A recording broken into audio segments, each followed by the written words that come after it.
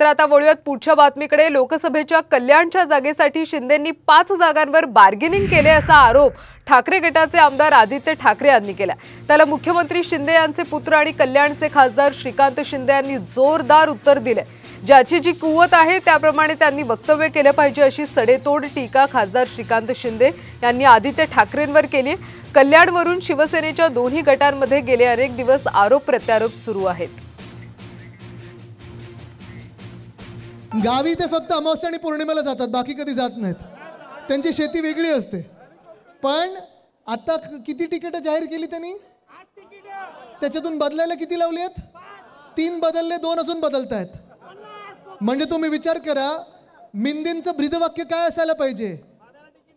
ज्यांनी दिली साथ त्यांचाच केला आम्ही घात। अरे ज्याची जी कुवत आहे त्याच्याप्रमाणे त्यांनी जे आहे ते त्या ठिकाणी वक्तव्य त्या ठिकाणी केले पाहिजे। आपल्या कुवतीपेक्षा जास्त वक्तव्य जे आहे ते झेपत नसतील तर करू नका।